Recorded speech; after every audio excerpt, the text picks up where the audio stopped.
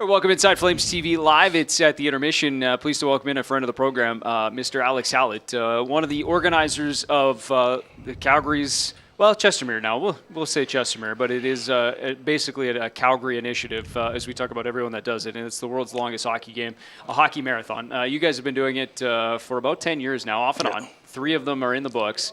And before we get to the details of it, we've got some news here to break on Flames TV, don't we?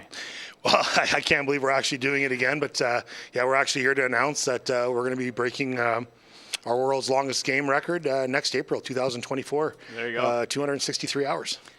Unbelievable. And so this is number 4. Yep. It's your own record right now as it stands. Yep. There has been some times that a group up in Edmonton has taken it back from you, but as it stands right now, it is your record.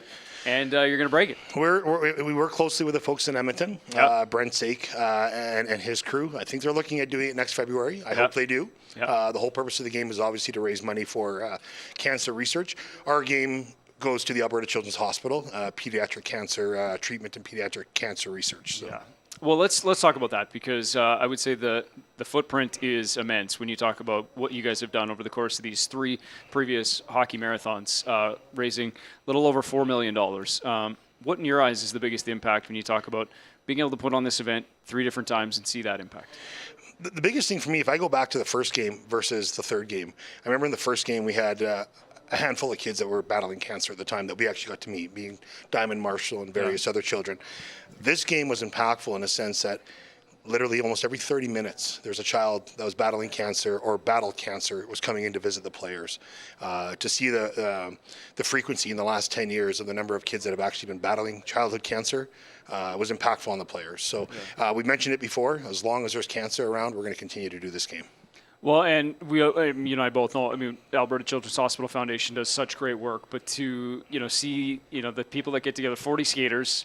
You talk about this is not an easy. This is not a cake in the cakewalk when it comes to getting through these types of hours on the ice consecutively. But united, as you talk about. I mean, what have you seen about just that?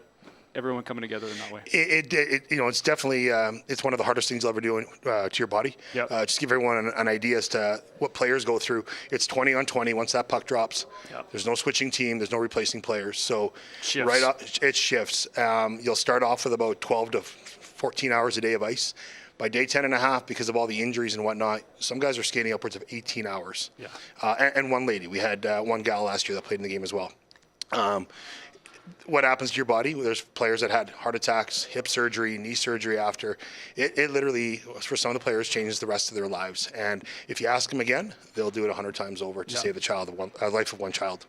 What's the message here? I mean, obviously, it's a year away. You guys are preparing, and I would assume training. It starts now.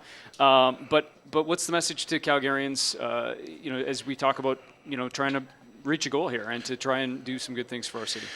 The event is unique in a sense. We are trying to raise money for the Alberta Children's Hospital, but it's more of a community event. To pull off this event with our organizing team, it literally takes over 1,600 volunteers to pull off this game. So the sooner we get the word out to everybody, hey, the game's coming back. I'm not worried about the volunteer base in Calgary. Calgary's an amazing community. We have an amazing hockey community that'll step up and help. The biggest thing is also leading up. We have a goal of $2 million this game. So we're going to raise the bar to raise $2 million, and that'll put us at that $6 million mark for the 4 games. You're $1 million last year, 1.7 the very first year, $2 million's the goal now, and up over $4 million in the entirety of this event. So big dreams, but that's what it's all about, right? It's all about, and you know what? After this game, this is being our 4th game for Leslie and I. We're hoping to bring in the next crop of kids. Be almost 47 years old. Just keep playing. Our oldest player is Reese Kozak. He'd be 66, 67 years old, still playing in the game. So and a number of guys have done it twice. A handful. I think this is for about 6 guys. It'll be the 4th game. Right. So I think. I've had my fill of hockey. 1,000 hours of hockey, I'm done. So. Shout out to Leslie Plumley as well, and congratulations on taking it on again. It's a year away. April 5th is the puck drop. April 5th, 2024, 263 straight hours of hockey. Why remind me? Countdown's on, buddy. It's on. Let's do it. Appreciate the time. Congratulations, and look forward to that next year. Announced right here on Flames TV. The world's longest game is coming back to Chestermere in 2024.